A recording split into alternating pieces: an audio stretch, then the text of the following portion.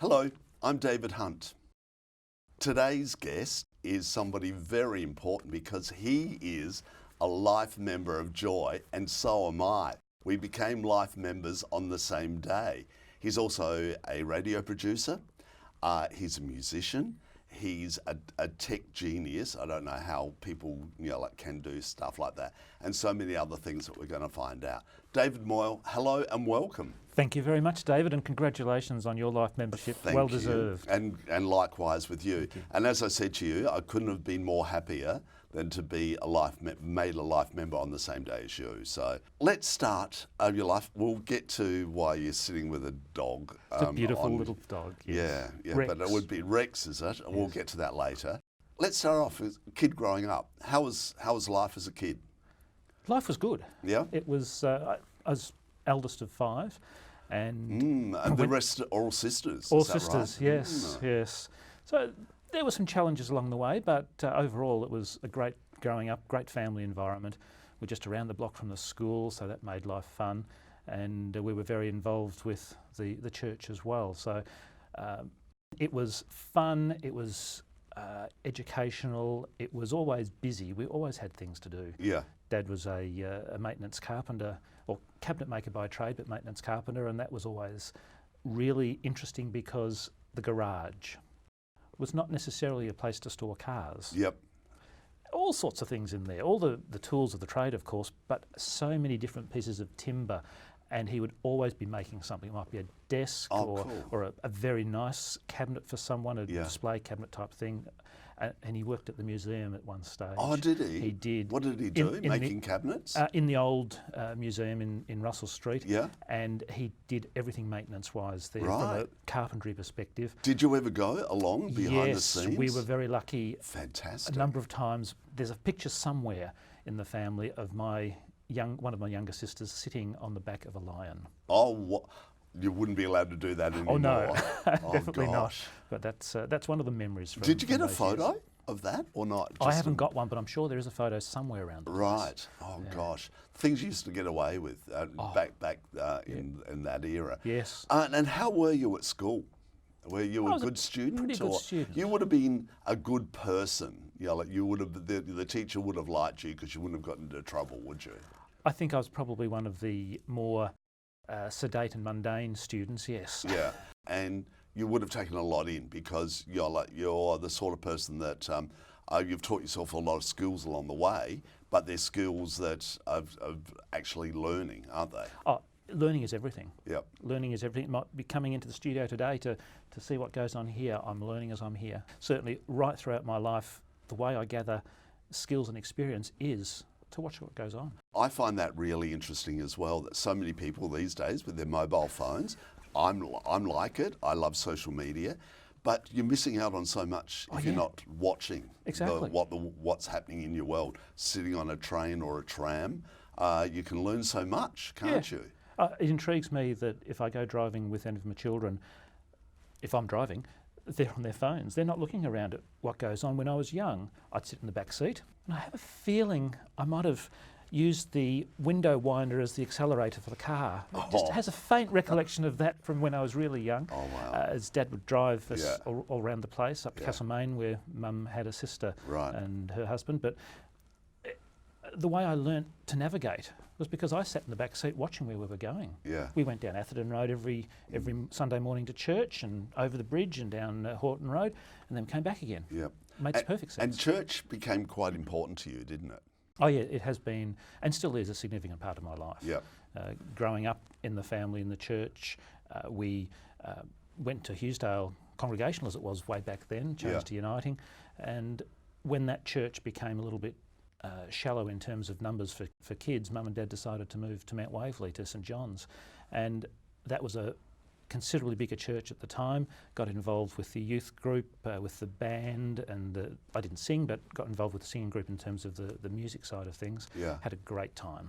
And musical, like you know how to play a few instruments? Yeah, a few. I suppose piano is what I play mainly now, but when I went to school, I didn't take up the recorder, it just didn't appeal. Went to tech school, Clayton Tech, fantastic school, not around anymore, unfortunately. It's one of the schools that went under Jeff. in Clayton Tech, we had a fantastic music department. And for years 7 and 8, I had no idea what I wanted to do. I knew I wanted to do something musical, but it just didn't go anywhere. I think I was probably lacking a little bit of confidence as well in that respect. But I got on stage at the end of, I think it was year 8 now, we were doing Form 2, and I was Harry Head, sitting behind a desk with a scene from And the Big Men Fly that we were just doing in the drama class at the time. And thinking back now, it must have been a really, really boring segment. 4 students sitting behind the desk talking. That got me behind the curtains of the stage, and for the rest of the night I pulled the curtains and opened and closed the curtains, and got talking with the music master at the time, George Cadman, and he was very encouraging of anything, and we talked about a mouth organ and trumpets and saxes and things. Nothing gelled until I went back into the music department, and sitting in front of me was a beautiful vibraphone, a Premier brand vibraphone. And Richard Slade was the percussion teacher at school at the time. We hit it off, and that was what I learnt. The vibraphone and the glockenspiel, the xylophone, and then all the traps around the percussion side of things, the drums, the maracas and all those amazing things. Oh, the cymbals, of course. Always good to be playing the hand cymbals right behind the trombone player. You've been married. I have. And you met your wife through a youth group? Yes, yeah. At St John's, we both participated in the team that took the 12 to 14-year-old youth group. Yep. I think I did that for 3 years or thereabouts. Great fun. So many activities to plan, to work with the team to make work, because of course things just don't happen in any organisation. You've got to work for them, you've got to plan for them, you've got to prepare for them. And we had so much fun on Friday nights with these kids, whether it be in the church hall with games nights and activity nights, or whether it be out and about. I think we've taken them out to the ice skating at, oh yes, I remember ice skating at the Oakley skating rink. It was freezing, absolutely freezing. And of course we had to do it in the middle of winter. But things like that just got us working together, and that's where I met my wife at the time, and a couple of years later we got married. And you've got children? Yep, 3. 3? Yeah. I think I've met a couple of them as well. Yes, you have. Over the years. Did you have any inclination at that stage that you might have been gay? Or was society telling you that that's not even a way that you think? When I look back now, I don't know why I didn't realise who I was when I was 14. I think a lot of people have that same feeling. Because I look back now at how my feelings were when I was at tech school in Forms 1 to 5. And I think to myself, it's so obvious. But at the time it wasn't. And I think that was partly because from a church perspective, you did things. From a home perspective, you did your normal home type stuff. And of course back then, being gay wasn't such an aspect of the general community. It wasn't in the media as much, and it wasn't in the school curriculum, etc. So it wasn't something that jumped across my mind. But also it was a dirty word. Oh, God, yes, it was. In a lot of cases as well.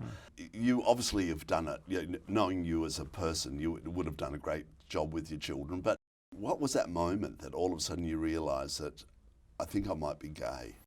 It was lots of moments over the years, and it got to a stage, I suppose, that there's got to be something causing the angst. I remember praying for years, not in any formal manner in terms of any sessions but just within myself, praying that these ideas, these thoughts, this inclination would go away. Yep. It didn't. Yeah. Now, you told your wife, didn't you? Yes. Because you actually brought her into Joy. I remember she came into Joy a few times. She did. So how did that go? It was a very challenging session to speak with her, and she was speaking with her medical support at the time, as I had been. I'd gone for some advice to try to sort out my confusion in the mind, and to sit there and tell her that I'm gay, and then have the eyes just look straight back at me, really not believing what I just said, and perhaps not actually understanding what I just said. We had a good discussion, then we both went our separate ways, and chatted to our medical support, and then came back together, and we had a couple of quite long conversations about what this might mean, what it had meant to date, if anything, and then we determined that, well, I suppose I said that I didn't want to jump just because I'd made this recognition. I wanted to take things slowly, and as such, I didn't propose to tell the children immediately. I wanted to pretty much just give myself a chance to really understand what this would mean for my future. And how did she react? So obviously she was quite good with it and let you work through it, but it would have been a bit hard for her. Oh, very much so. Just getting the idea in her head about what this is going to mean. Does this mean David is going to move out? Does this mean David's never going to talk to her again? All those questions were going through her mind, and we did have good discussions for quite some time, and they weren't easy discussions. I could imagine. But we talked about what type of support she would need, and she did tell a couple of key people in her life, which meant she had that support. I'd told a couple of people in my life as well, and that meant that we both had some support to just start working through what this process meant. And it was during that year that I discovered Joy, and was listening to breakfast one morning, and Jason and Taryn were on. Yep. And Jason made comment about the acceptance that he was feeling with his boyfriend at the time at the church that he was attending, and it struck a chord with me. And for the first time ever, I texted into a radio program. Right. And I'd listened to 3AW since I was 13 or 14. I'd never ever texted in or interacted. But looking back now, what Jason said just hit a chord with me. Yep. And that really, I suppose, started my process, or kicked off my process of actually moving forward from that phase of just meandering about, wondering what's going to happen next, to actually making a step out into the big, wide, wonderful world. And so you joined Joy by doing the radio course, which is called? Yeah, I did the Taste of Radio back in 2009 with Yep. Adam Stobbs as one of the leaders of that training course. Absolutely loved it. And coming out of that, I was offered the role to present Bent Notes every Sunday night. What's Bent Notes? Well, Bent Notes is 2 hours of jazz. Jazz. Where did the love of jazz come from? Back in Clayton Tech, I learnt the vibes. Yep. And played with the concert band, so that's more of a traditional, straightforward, down the line 4 count, Yep. as opposed to a bit of swing and a bit of jazz type styling. But coming out of that concert band was a stage band, a jazz band, and I took up the piano. George taught me piano, I think about Form 5, and I learnt piano sort of with Mum. She was a piano teacher. She didn't push me into it, but funny enough, the Miss Thompson's how to play the piano books was always on the piano, and all 5 of us would sit down and we'd tinkle away. So I already knew what I was doing. Yep. And George pushed me forward and got me into the stage band then, and that got me playing all this amazing jazz. Big band music, of course, but it was just wonderful. Yep. How long have you done the jazz show? I will be up to 10 years on December the 13th. Whoa. And how has the show changed in those 10 years? What have you got out of it? What has the listener got out of it? For me, I started with jazz, Glenn Miller, Count Basie, Duke Ellington, Ella Fitzgerald. Well, jazz and improvised music is so much wider than that. Yep. Frank Sinatra, of course, in there. But now... You see, I don't class Frank Sinatra as jazz. I call him a pop singer. Well, he is a pop singer, but he does sing into the jazz genre. Yep. And that's using all the great jazz musos to back him and support him. Yeah, but I was also being a bit of smart ass there, because a lot of the music, popular music, was jazz music his day. And what was the music behind all those amazing cartoons back in the 60s and 70s?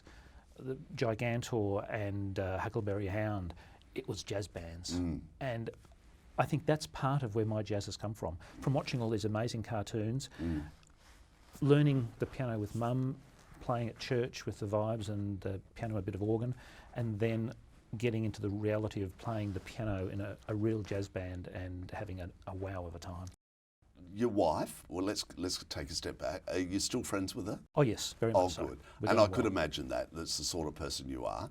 And your children, well, you speak fondly of them, so Yes, you're obviously very in much so. contact with One them a of lot. them lives with me at the moment. Oh, okay. One's out on her own, and the other one's back with my Right. wife. What is the dog? This on is you? Rex. Rex? This is Rex, And and what's Rex got to do Rex with you? is related to bent notes. Mm. Because if you happen to text into bent notes, then Rex will tell us that your message has arrived. He barks. He barks. He barks. I'd have to admit to the fact that originally Rex didn't exist in a physical shape. Right. And someone asked me where Rex was one day, and I said, I don't know. So I went looking, and I found Rex, and I said, yep, this is Rex. But of course, I couldn't forget Tex. I couldn't leave Tex behind, so they both came to the studio. But that's a female. Why is it called Tex? It's got a pink bow on and it looks like a girl. Oh, No. it doesn't matter. Tex is male. Tex is male. Yes. Okay. But he wears a pink, Oh, well, he wears a pink bow. bow. Yeah. Behind the scenes, you're very involved in Joy as well, aren't you? I get to do a fair bit, yes. A lot of the OBs, which is an outside broadcast, you like help with a lot of the setup and often back in the studio, like turning all the knobs and whatever, because that's all I call them is knobs. So like, it's just your interest in technology, isn't it? It is. When I left Clayton Tech, I actually wanted to be a newsreader. I wanted to be Brian Naylor. Right. Okay. But I never went in the right direction for that. I had a course suggested to me, a certificate of technology in electronics.